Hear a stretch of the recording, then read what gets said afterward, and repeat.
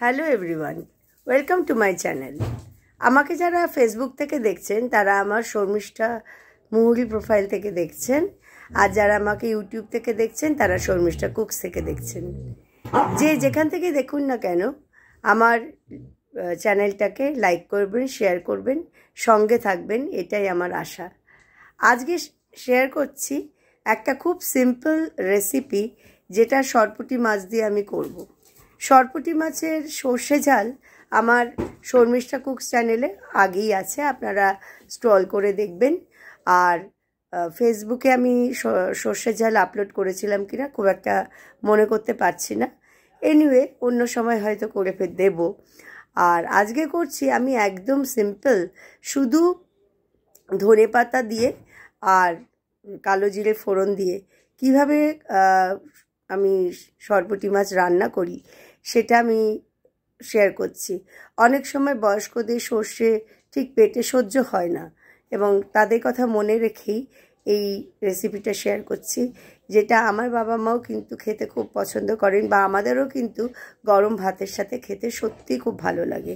তাহলে চলুন রান্নাঘরে চলে যাই আর শেয়ার করি সরপুঁটির ঝোল।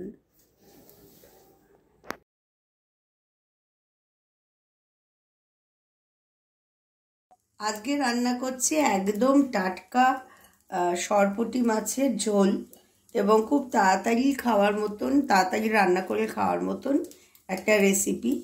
তো আমি এখানে হলুদ ছড়িয়ে দিয়েছি, আর একটু হলুদ দিয়ে দিচ্ছি, আর এখানে লবণ ছড়িয়ে দিচ্ছি। সেটা মাখিয়ে নেবো ভালো করে আগে। সব মাছগুলোই যাতে ভালো ছিলাম বলে কিনে নিয়েছিলাম, মাছগুলো একদম টাটকা আছে।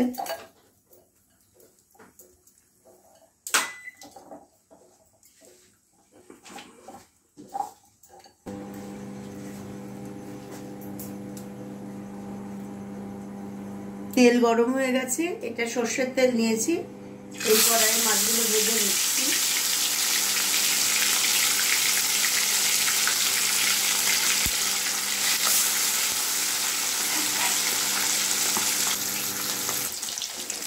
মাছগুলো কিন্তু খুব একটা কড়া করে ভাজবো না, একদম হালকা করে ভেজে তুলে নিচ্ছি, কারণ তাহলে টেস্টটা খুব সুন্দর লাগে, ফ্রেশ মাছের গন্ধটা থাকে।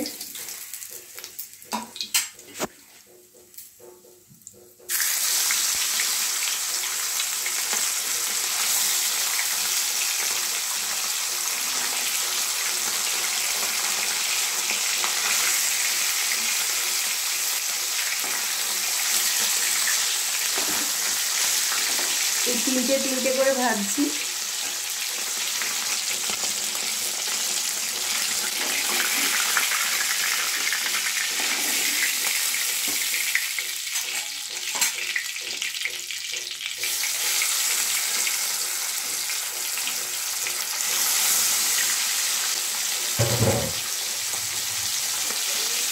আমি শুধু কড়াইটা পাল্টে নিয়েছি, দুটোই ননস্টিক প্যান, কিন্তু আগেরটা একটু মাছটা ভাজতে সুবিধা হয়।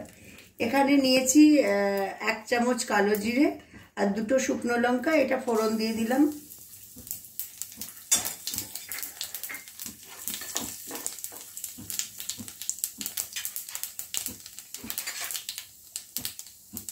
টমেটো দিচ্ছি, একটা টমেটো ছোট ছোট করে কেটে নিয়েছি। একটু হলুদ দিয়ে দিলাম, একটু লবণ দিয়ে দিলাম যাতে তাড়াতাড়ি নরম হয়ে যায়। একটা কাঁচা লঙ্কা দিয়ে দিলাম, দিয়ে এবার একটু নেড়ে দিচ্ছি।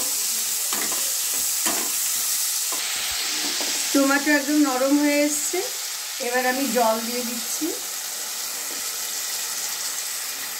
উষ্ণ গরম জল দিয়ে দেবেন। মাছে যখন নুন মাখিয়েছি তখন দিয়েছি, পরেও খানিকটা নুন দিয়েছি, ওই জন্য অল্প করে দিলাম, ঝোলের রঙটা যেন ভালো হয়। আর একটু দিয়ে দিলাম হলুদ। এবার একটু ফুটে উঠলে আমি মাছগুলো ছাড়ব।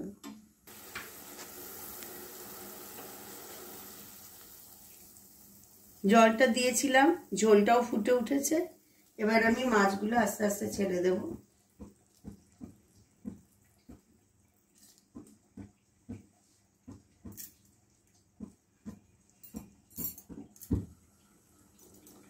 এই সরপুটিতে পেটের ডিমও আছে, যেটা আমার খুব ভালো লাগে খেতে।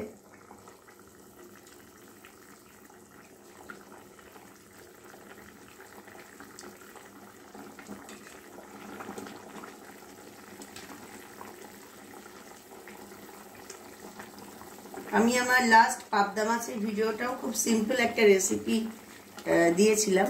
এবার একটু কিছু কাঁচা লঙ্কা স্লিট করে দিয়ে দিলাম। যারা ঝাল কম খান তারা এটা দেবেন না। আর সুন্দর গন্ধ হওয়ার জন্য দিয়ে দেব কিছু ধনেপাতা।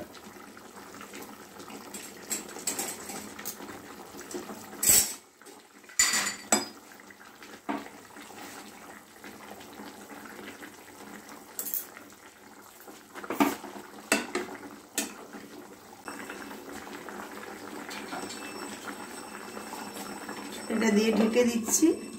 5 থেকে 7 মিনিট বাদে এসে আমি চেক করব।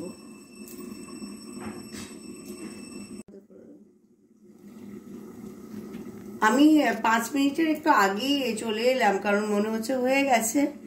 জাস্ট 4 মিনিটের মধ্যেই আমি তুলে দেখছি। দেখুন কি সুন্দর রং হয়েছে এবং ঝোলের যা পরিমাণ, তাই দেখে বোঝা যাচ্ছে যে হয়ে গেছে। অ্যাকচুয়ালি গন্ধই পাওয়া যায়, ভালো সুন্দর রান্নার গন্ধই পাওয়া যায় এবং খুব সুন্দর একটা গন্ধ বেরিয়ে গেছে। মাছও নরম হয়ে গেছে। আমি এবার ফ্লেমটা অফ করে দিচ্ছি। আমার রান্না রেডি। আমি এখন এইরকমভাবে রেখে দেব 10-15 মিনিট, তারপর সার্ভ করব। তুলে নিচ্ছি।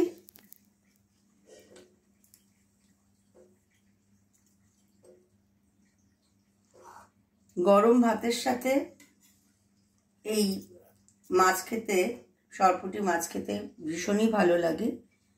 বাঙালিরা তো ভীষণই পছন্দ করেন।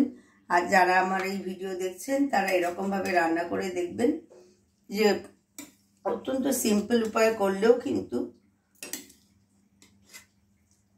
এই মাছ খেতে খুব ভালো লাগে।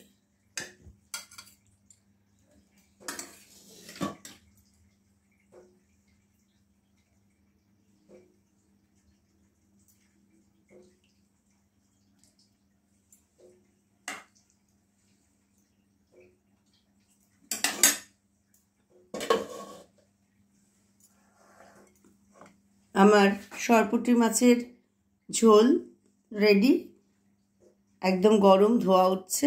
আপনারা, আশা করি ভালো লাগলো আপনাদের এটা দেখতে। ভিডিওটা ভালো লাগলে ভালো করে শেয়ার করে দেবেন।